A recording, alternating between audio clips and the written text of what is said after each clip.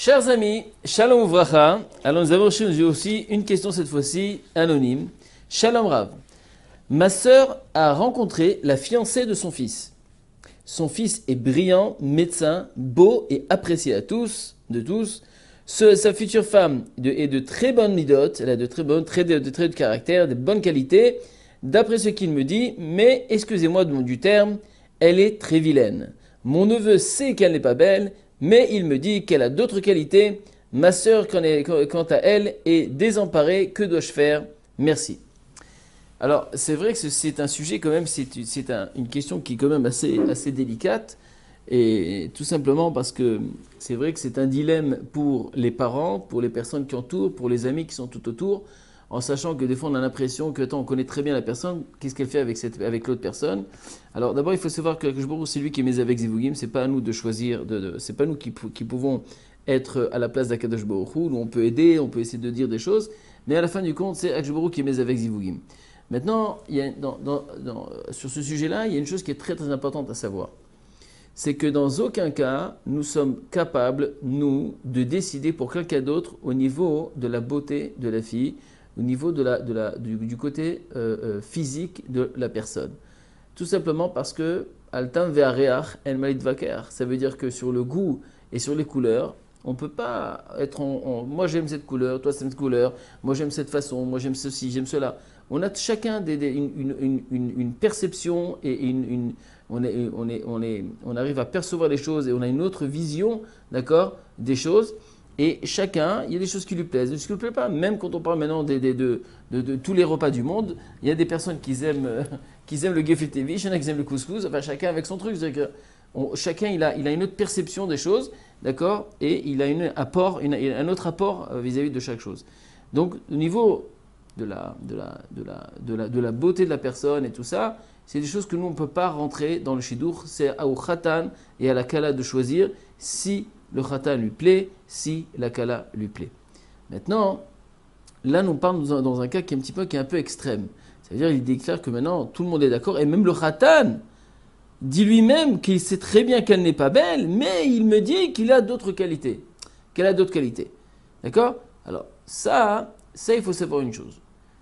Même vis-à-vis du khatan, il faut lui expliquer de façon claire et nette qu'il prend toute sa responsabilité.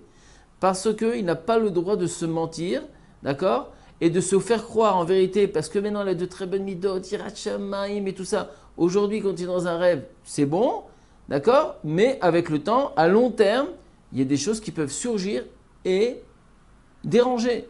Donc si maintenant, il est convaincu de son histoire, d'accord, à 100%, d'accord, il est prêt à, il le dit de façon claire et nette, à ce moment-là, c'est à lui qui prend sa responsabilité. Mais en général, un homme ne rentre pas sous la roupa, quelqu'un qui est assez normal, ou alors il y a d'autres choses, d'accord, ne rentre pas sous la roupa si la fille ne lui plaît pas vraiment.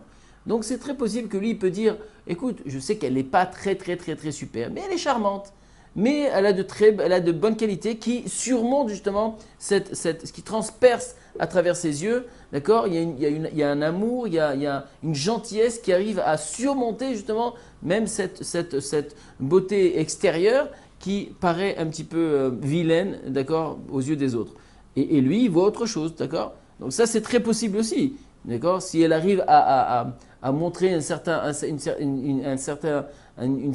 je veux dire, qualité, une certaine gentillesse, un charme qui se dégage de son visage, peut surmonter même son aura superficielle, c'est-à-dire extérieure.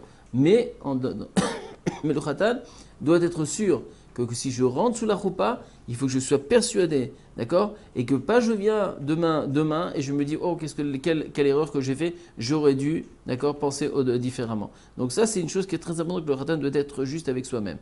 Maintenant, ce qu'il est vraiment conseillé, même s'il y a ce cas-là, d'accord, et qu'on voit que le khatan il est sûr, à kol besader et que tout est clair et machin, etc. C'est très important de encourager, d'accord, bien sûr avec la vie du khatan, mais d'encourager la rabbinite qui va préparer l'arkala pour sa choupa, d'accord, de lui dire, de lui faire comprendre que c'est très important pour une femme de se faire belle pour son mari et de sortir la plus belle, c'est-à-dire de refaire refléter sa beauté à travers son mari. Et ça, c'est une chose qui est très importante et ne pas négliger ça. Parce que nous savons très très bien aujourd'hui que nous sommes exposés d'accord, au monde entier. On ne vit pas en tant que Adam et Ève sur une ville déserte. Nous sommes exposés au monde et donc c'est un point qui est très très important, d'accord, que la femme soit plaisante de son mari. Bien sûr, nous ne parlons pas uniquement du côté physique, mais aussi psychique, mais aussi gentil, etc., etc. Mais aussi ne pas négliger sa beauté, c'est un point qui est très important. C'est-à-dire, rassemble Bezrat Hashem, d'accord. Et bien sûr, c'est sûr qu'au niveau des parents, c'est un point qui est très délicat. Mais si, en général, toutes les femmes du monde, d'accord, telles qu'ils soient, il y a toujours une certaine beauté, un charme qui se dégage. Et la chorma, tout simplement, c'est de faire surgir cette beauté. Donc si, avec un grand encouragement vis-à-vis de la rabbinite, bien sûr, parce que c'est très délicat de dire à une fille, écoute, va t'arranger, c'est un point délicat, mais par exemple, une rabbinite peut lui dire ce conseil-là, et la conseil de ce niveau-là, pour que tout le monde un petit peu soit content, bien sûr qu'on ne se marie pas pour nos parents et pour nos beaux-parents, mais c'est important quand même qu'il y a cette avira, non seulement pour lui, mais même vis-à-vis de l'atmosphère et de l'argacha et de l'ambiance qu'il y aura dans cette union vis-à-vis des beaux-parents et des parents et de la famille, bien sûr, et des amis qui sont tout autour. J'espère qu'avec ces petits conseils, ça vous donnera la possibilité de surmonter, d'accord, cette épreuve qui en vérité n'est pas une épreuve, mais qui est, des fois même, c'est la volonté d'Hachem dans le zivoug. Je vous souhaite une grande réussite et Bezrat Hashem, Mazal Tov.